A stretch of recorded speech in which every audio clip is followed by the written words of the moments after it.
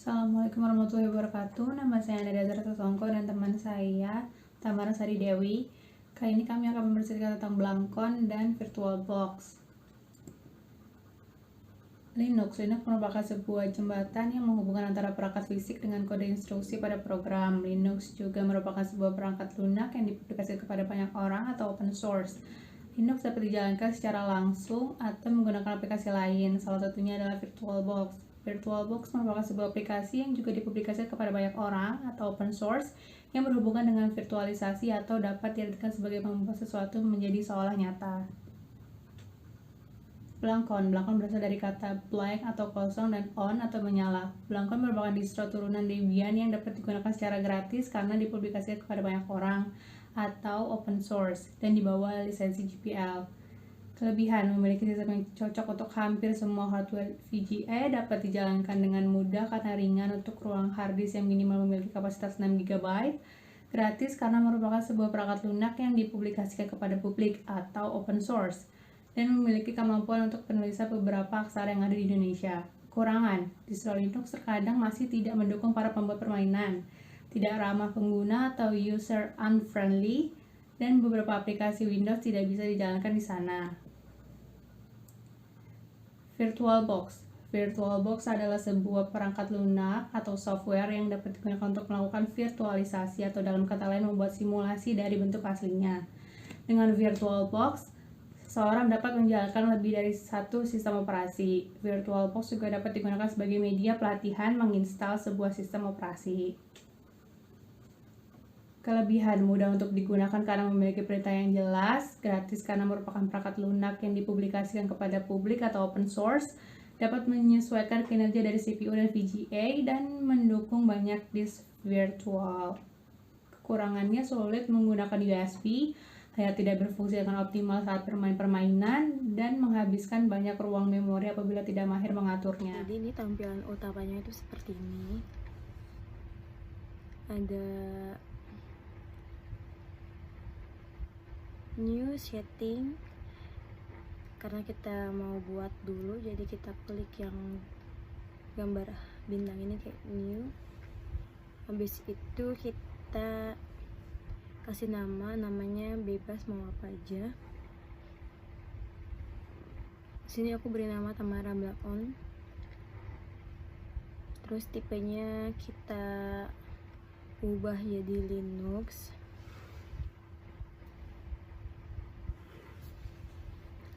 Terus variannya kita ubah jadi Opti Linux juga.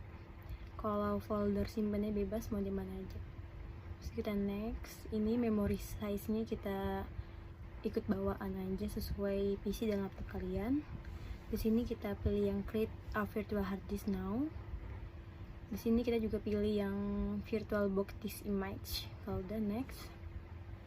Ini kita juga tinggal next aja. Dan file location and size nya juga kita ikutin bawaan aja. Terus itu kita klik create. Nah, kalau udah tampilannya akan muncul nama kita di sini, Tamara Blancon. Kalau udah kita setting. Habis itu kita ke storage. Nah, di sini ada tulisan MPT-nya kita klik. Kalau udah di sebelah kanan ini ada gambar CD, kita klik, kita masukin file Blancon-nya. Kalau kalian belum punya, kalian bisa download di Google banyak. Ini aku klik karena aku udah download. Nah, yang MPT ini berubah jadi Blancon 9.0. Kalau udah oke.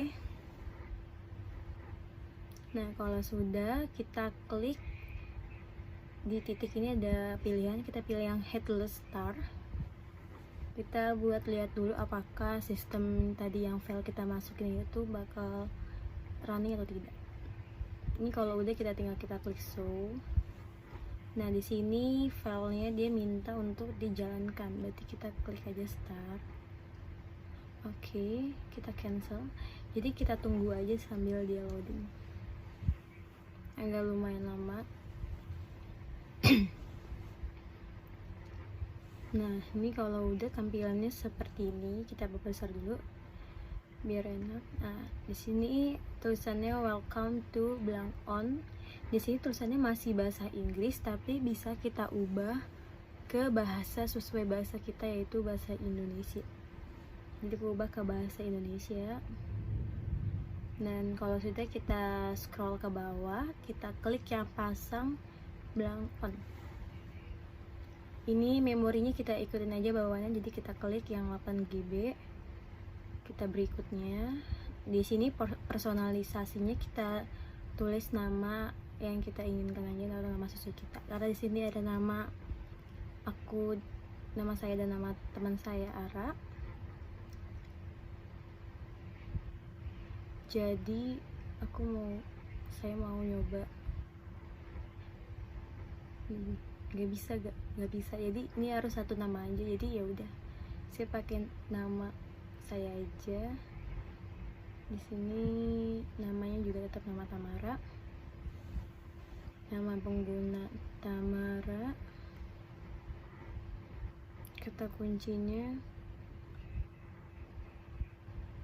kuncinya bebas, kalian mau apa aja. Oh, ternyata kata kuncinya harus ada huruf angka, huruf kecil, dan huruf besar. Oke, kita bikin dari ulang lagi. Aku hapus dulu.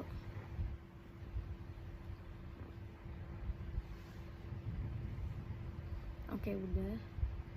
Kita isi lagi passwordnya tadi. Kalau udah, kita klik berikutnya. Nah, ini ringkasan instalasinya. Di sini ada nama komputer, nama lengkap, dan nama pengguna kita. Kalau udah, kita klik langsung berikutnya. Tinggal kita tunggu instalasinya. Ini agak lumayan cukup lama, bisa 3 menitan. Tapi di sini aku akan mempercepat aja. Nah, kalau udah selesai, tampilannya adalah seperti ini. Ada pilihannya, gunakan sebagai live CD atau jalankan ulang komputer dan gunakan sistem baru. Kalau aku mau menggunakan jalankan ulang komputer dan gunakan sistem baru. Nanti dia akan mengrestart sendiri otomatis gitu.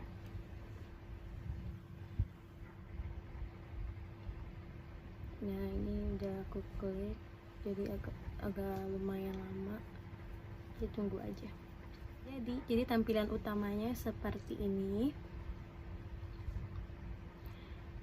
Ada tombol powernya, terus ini tampilan awal hampir mirip kayak Windows, cuman ini tuh perbedaannya Linux gitu.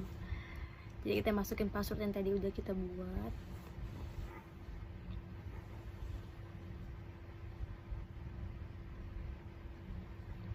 Oke, kita masuk. Oke, bentar, masih loading.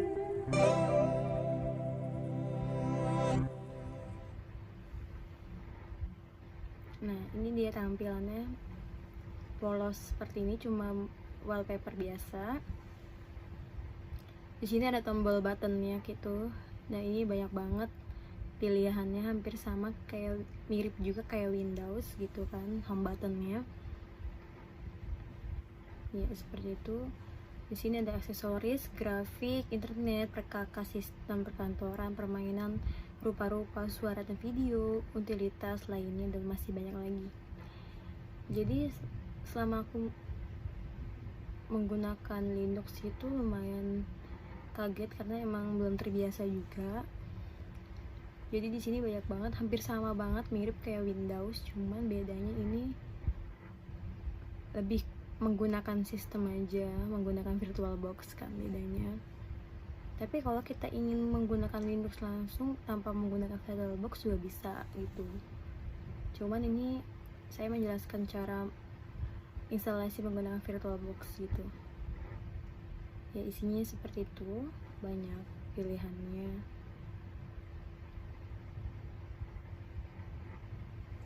Ada desktop dokumen, banyak banget pengaturannya juga.